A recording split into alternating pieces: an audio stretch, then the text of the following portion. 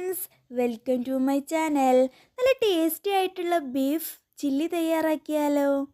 അതിനായിട്ട് ബീഫ് കഴുകി വൃത്തിയാക്കി റൗണ്ടിൽ കട്ട് ചെയ്തെടുക്കാം.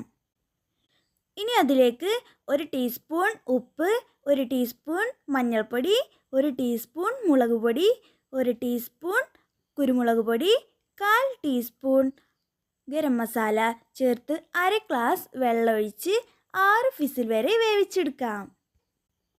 ഇപ്പോൾ നമ്മുടെ ബീഫ് പാകത്തെ വേവായി കിട്ടിയിട്ടുണ്ട്. അധികം വേവായാൽ പൊരിച്ചെടുക്കുമ്പോൾ പൊടിഞ്ഞു പോവും. ഇനി നമുക്ക് ബീഫ് കനം കുറച്ച് ഇതേപോലെ കട്ട് ചെയ്തെടുക്കാം. ഇനി പൊരിച്ചെടുക്കാനുള്ള മസാല തയ്യാറാക്കാം.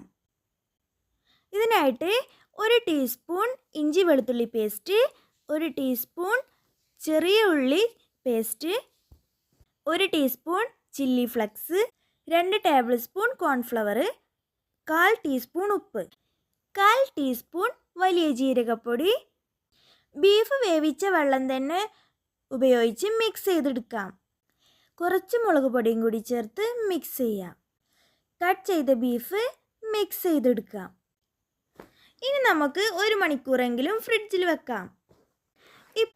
ഇപ്പോൾ 1 മണിക്കൂർ ആയിട്ടുണ്ട്. ഇനി പൊരിച്ചെടുക്കാം. ഇപ്പോൾ പാനൊക്കെ നല്ലവണ്ണം ചൂടായിട്ടുണ്ട്. ഇനി അതിലേക്ക് വെളിച്ചെണ്ണ ഒഴിച്ചു കൊടുക്കാം. വെളിച്ചെണ്ണയൊക്കെ ചൂടായി വരുമ്പം ബീഫ് അതിലേക്ക് ഇട്ട് കൊടുക്കാം. ഇപ്പോൾ ബീഫൊക്കെ നല്ല വെന്ത് റെഡി ആയിട്ട് തന്നെ കിട്ടിയിട്ടുണ്ട്. ഇനി എണ്ണയിൽ നിന്നും ഈ പൊരിച്ചെടുത്ത എണ്ണയിൽ തന്നെ കറിവേപ്പിലയും പച്ചമുളകും പൊരിച്ചെടുത്ത് ഇതിൻ്റെ മുകളിലേക്ക് ഇട്ട് കൊടുക്കാം. അങ്ങനെ നമ്മുടെ ബീഫ് ചില്ലി റെഡി. അപ്പോൾ എല്ലാവരും മറക്കാതെ ട്രൈ ചെയ്യണേ. ഇഷ്ടപ്പെട്ടാൽ ലൈക്ക് ചെയ്യാനും ഷെയർ ചെയ്യാനും സബ്സ്ക്രൈബ് ചെയ്യാനും മറക്കരുത്. അപ്പോൾ അടുത്തൊരു പുതിയ വീഡിയോ ആയിട്ട് വീണ്ടും വരാം. അതുവരെ ബൈ.